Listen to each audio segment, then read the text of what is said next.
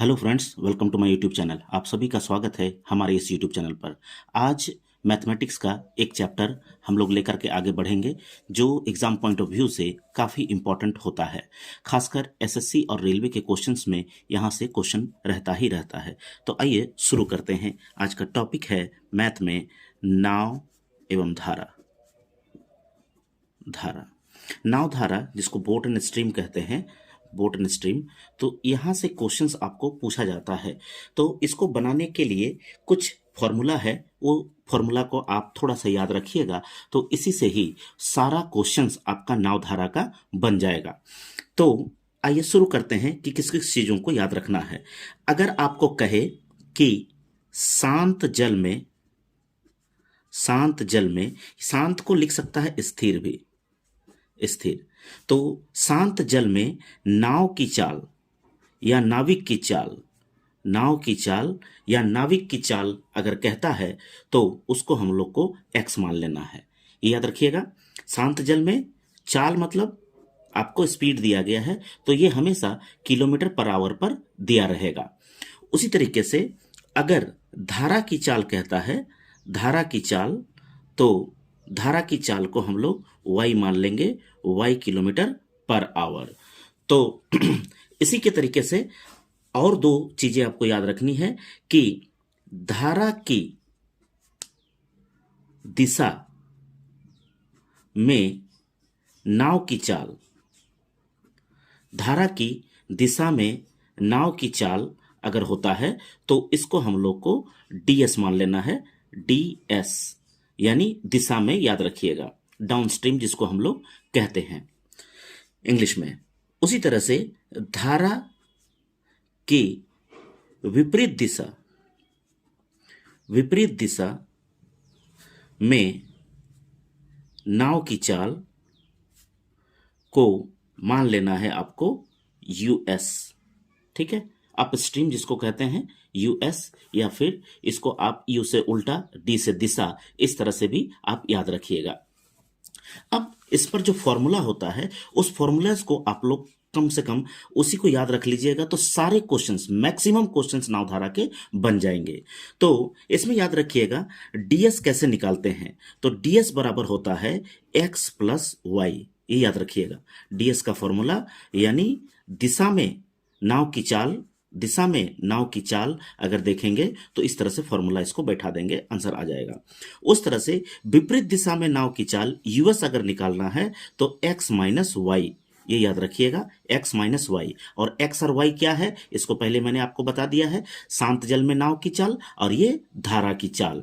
ये सभी जितनी भी चीजें मैंने आपको बताई हैं ये सभी आपके किलोमीटर पर आवर में होगा, किलोमीटर पर आवर में होगा। यदि किलोमीटर पर आवर में नहीं रहता है तो आपको चेंज करना है, उसको किलोमीटर पर आवर में बदलना है। जैसे कहीं कहीं पर सिर्फ डिस्टेंस दिया हुआ होगा और उसमें समय दिया हुआ होगा, टाइम दिया हुआ होगा, टाइम लिख देते हैं, और डिस्टेंस दिया होगा तो उसमें आपको स्पीड निकालना है। तो स्पीड इज इक्वल टू आप जानते हैं कि डिस्टेंस बाई टाइम होता है। तो इसको पहले निकाल लीजिएगा, फिर इस फॉर्मेट पर इसमें बैठाइएगा आप लोग, तभी जाकर के आंसर आएगा।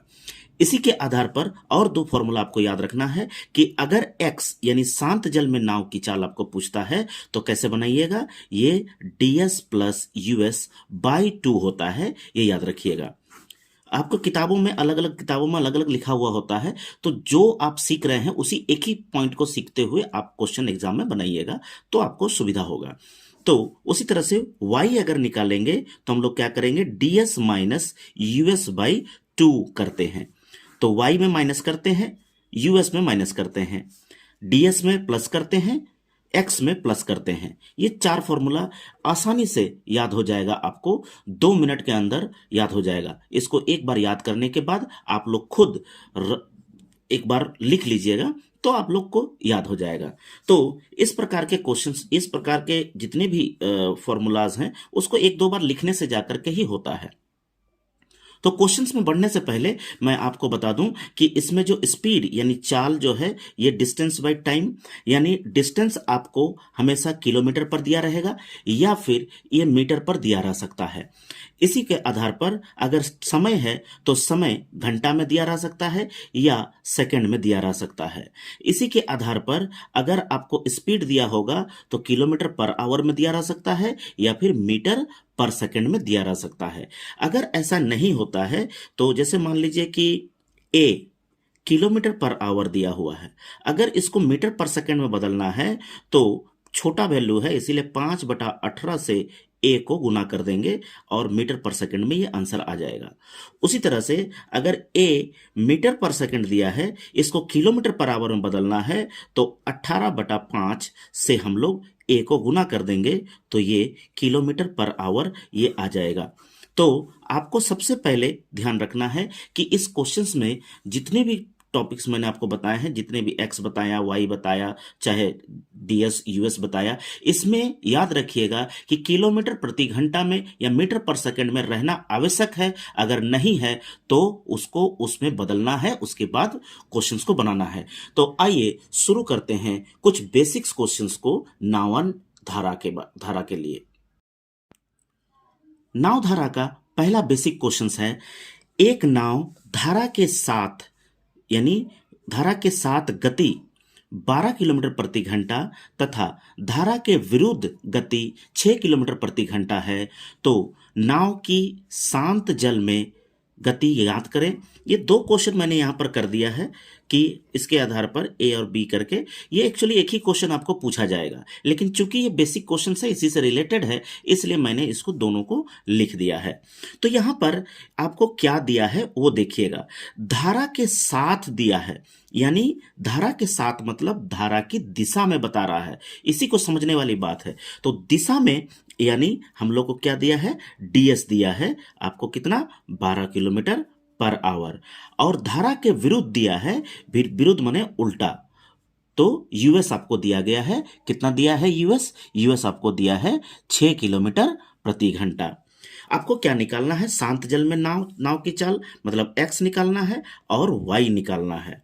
तो मैंने आपको बताया था कि एक्स का फॉर्मूला कि क्या होता है, ds प्लस यूएस बाई 2 होता है।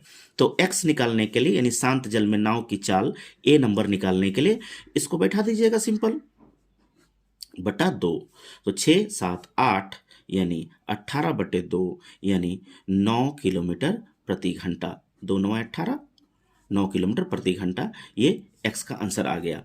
उस तरह से y का आंसर धारा की चाल निकालना है तो क्या होगा, ds माइनस यूएस बाई 2 यानी 12 माइनस 6/2 यानी 6/2 यानी 2 तिया 6, इसीलिए 3 किलोमीटर प्रति घंटा ये आंसर इसका होगा।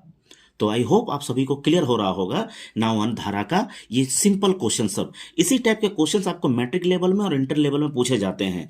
आइए अगला क्वेश्चन शुरू करते हैं। अगला क्वेश्चन में यहाँ पर लिखा गया है कि एक नाविक धारा की दिशा में 48 किलोमीटर की दूरी 4 घंटे में तय करती है, जबकि धारा के विपरीत 30 किलोमीटर की दूरी 5 घंटे में तय करती है। तो यहां पर क्या दिया है, देखिए किलोमीटर पर आवर में नहीं दिया है, यहां क्या दिया है, धारा की दिशा मतलब डीएस दिया है, लेकिन डीएस का क्या दिया है, यहां पर डिस्टेंस दिया है।